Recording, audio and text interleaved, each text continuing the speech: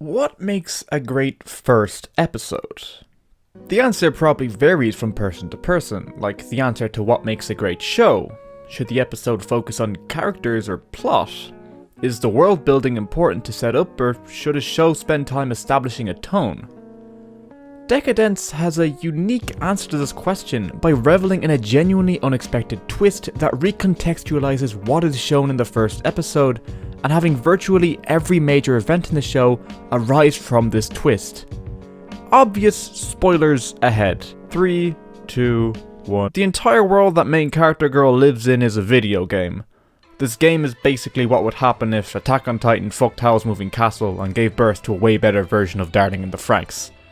Humans are now an endangered species, and these adorable little cyborgs rule the world.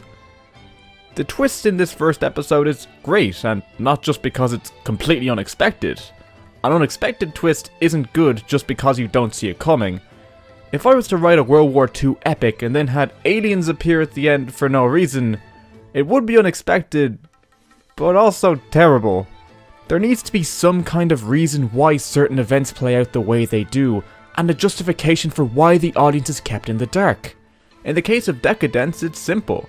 It allows the viewers to empathize with the case of humans, and far more importantly for the story, Natsume. The role of Natsume in Deca-Dence can't be understated. Her role in the tale isn't to fulfill her own, rather simple ambitions, but to spark Kaburagi into taking action for once, and stand up for what he believes in. Unlike other shows which will try to develop this relationship either too quickly, making everything feel rushed, or too long, taking up precious screen time in a relatively short series, having the focus of the first episode be on this bug, this glitch within the system, and emphasizing how she interacts with the world, inherently makes the unwilling attachment Kaburagi has with her much more compelling. We spent a whole episode following her. We understand exactly what makes her such an uncontrollably likable person. Furthermore, it was the very first episode. You expect that the character you follow for a whole 25-minute chunk ends up being the protagonist. We believe that the whole show will revolve around her, and be attentive to what exactly makes her tick. Because the audience can so easily resonate with her, we can understand why Kaburagi can't help but help her. This is what makes the twist of the episode so compelling.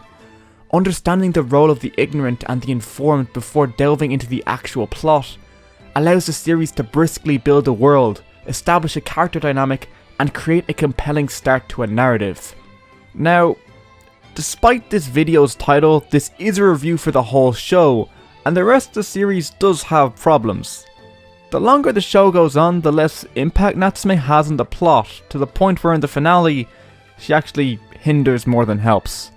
And while her getting in the way here was clearly an intentional decision, it really goes to show how little importance she has for the story as a whole in her own right, and not just as a motivator for Kaburagi.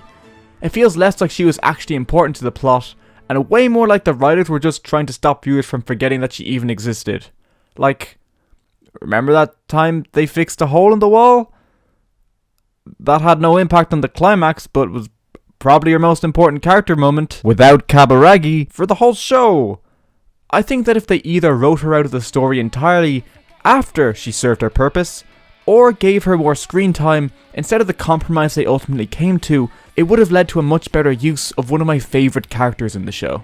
This is especially tragic when you consider how good the show can be when it has a clear use for its characters. Like with the weird prison breakout arc, with an extremely tense Monsters Inc. chase scene, or hell, even just how proud the show was to differentiate itself from other series, by having character designs like these coexist with one another. It's a unique, fun time, and definitely one of the standout shows from 2020. 8 out of 10.